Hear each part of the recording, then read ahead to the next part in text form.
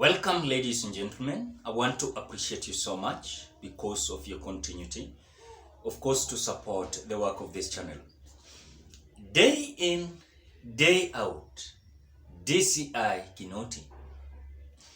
I have just listened to every situation and also every talk towards the former DCI director, that is George Kinoti.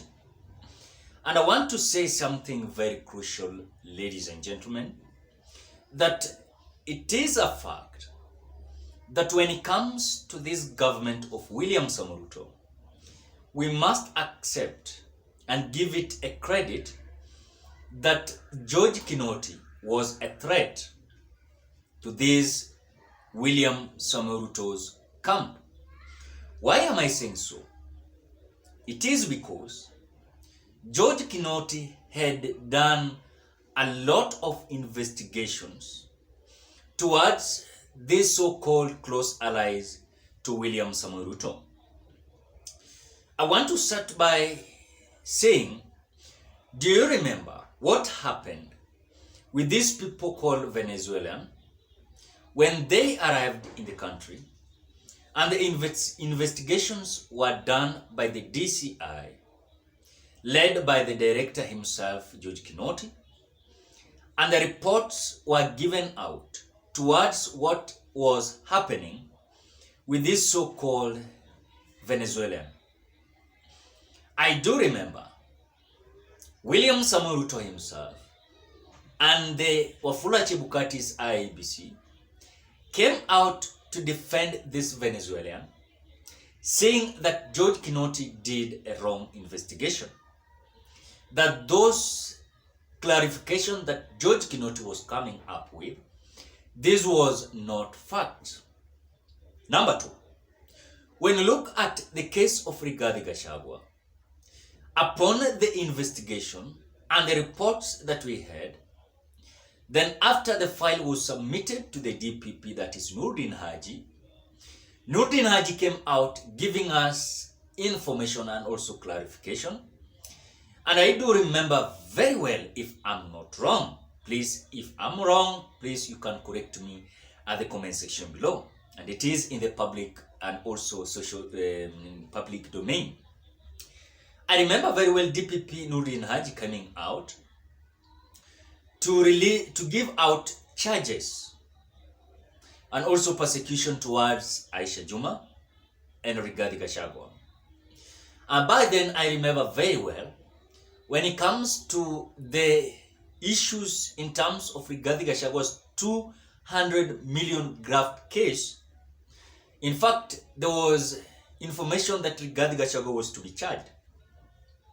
And the repercussion was Rigathi Gachagua to return those 200 million Kenyan shillings. As per what we were looking forward to, I want to say it without any fear of contradiction. Today, if Raila Amolo Odinga could have been the president of the Republic of Kenya, today we could have been having George Kinoti still as the DCI. And today, what I saw when DPP Noordin Haji was being interviewed at KTN TV, when alleging that George Kinoti was the one that was pushing him to persecute people, Noordin Haji could have not said that. Now, I want us to look at why George Kinoti's silence is giving William Samoei a lot of panic. But before we do that, ladies and gentlemen, ensure that you subscribe this channel for the first time if you are visiting this channel. Ensure also that you put on the notification bell, that when I upload my videos you get notified. For those who are returning subscribers, I want to appreciate you so much because of the wonderful job that you're doing. Don't forget to like this video. By the way, like this video. Give a thumbs up to this video. When you give thumbs up, you support this video. Now, ladies and gentlemen, DCI and of course former DCI George Kinoti has been so silent despite of day in, day out attacks from this current new administration. Former DCI George Kinoti has not responded to anything. Why? Because number one, if any case DCI George Kinoti is going to be arrested by this so-called Kenya Kwanza government, is going to pour a lot of problems in their government. Why am I saying that? Yesterday, Raila Amolo Odinga came out defending Kinoti, that if they want to arrest Kinoti, then that person that should be arrested first is William Samoei Ruto. Raila Odinga came out to explain for us that William Samoei Ruto is alleging that that squad that George Kinoti formed, so-called, I don't know, police special service unit, that this is the group that was causing this extrajudicial killing. Raila Amolo Odinga came out and saying, if yes, this is the group that was causing this extrajudicial killing, the question that he asked William Samoei Ruto, if yes, you are accusing the former DCI George Kinoti, why is it at this moment and not that day while you are the Deputy President of the Republic of Kenya and also you are having powers to do so whatever you're doing? That is number one. Number two is that there are certain investigation, real investigations, that the former DCI George Kinoti, they did. And I want to say that that power that was given DCI was not enough for George Kinoti to come out very clear, to give out those so-called hundreds of files. If I'm not wrong, when you look at these so-called close allies of William Samoei Ruto, some of them, their files are being destroyed. Why? Because that is the freedom that they were seeing. That we are going to have freedom, now our cases are going to be cleared. And that is whatever is happening. Today, if George Kinoti could have come out to answer this so-called Kenya Kwanza government, it could have been so much identical, or let me say indication that George Kinoti was panicking. But literally, I know that this Kenya Kwanza government will do nothing to this former DCI director, that is George Kinoti. I want to say it without any avoidance of doubt. I want to say that this government will not do something to the former director of DCI, that is George Kinoti. Because if truly George Kinoti did the wrong thing, I remember even those who were pushing for the arrest of George Kinoti, by that time, long time ago, while William Ruto was the deputy president, these were so-called close allies of William Samoei Ruto. So we are not afraid of what these people are telling us.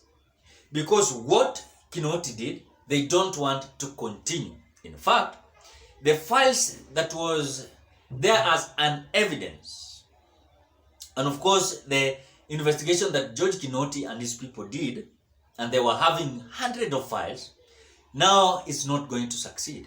After DPP Nurdin Haji said that they were being pushed from these cases. So I think even William Samoei Ruto, even though he was pushing towards and also blaming DCI Kinoti so much, is giving them a panic. Why? Because they know people will stand with George Kinoti. Number one. Number two, they know whatever they are panicking of is that they know Raila Odinga is going to stand with George Kinoti. And he will not allow them to do whatever they want to do to George Kinoti. And that is why I always say that this government of Kenya Kwanza, since I was born, this is the useless government I've ever seen. Very useless government. I want to say without any fear of contradiction, this is a useless government. I want to say, I'm not having pain in my heart, but I'm saying my opinion, this is useless government. Because I don't think if this is the time to blame George Kinoti. While they have changed, now they are having their DCI, Ruto's point man. Number two, In this police sector, they have changed the IG. They are having their own. That's the reality. When it comes to judiciary, they have captured the judiciary. They have captured the church. Now the church are not talking. So, to complain a lot about George Kinoti is just making no point to this government of Kenya Kwanza to be accepted, because Kenyans are not ready with this bullshit and this shit of this government. Now and then, day in, day out, George Kinoti, George Kinoti. Tell people how you're going to ensure within that year that you are saying to be given, how you're going to ensure that this price of unga is going to come down, the living standard. Tell people how you're going to maintain, if that NSSF that is going to be increased, how are you going to manage people to pay that 600? Yes, that's the reality. So Kinoti day in, day out is proving that this government is just a government with the best government I've ever seen since I was born. So ladies and gentlemen, that is my opinion. Perhaps I don't know what your opinion entails. You can give your opinion at the comment section below. I want to appreciate you so much because of great support. If you are a visitor, please consider subscribing. You put on the notification bell that when I upload my videos, you get notified. For those who are returning subscribers, thank you so much. Consider liking this video. Bye bye. Till we meet on another video.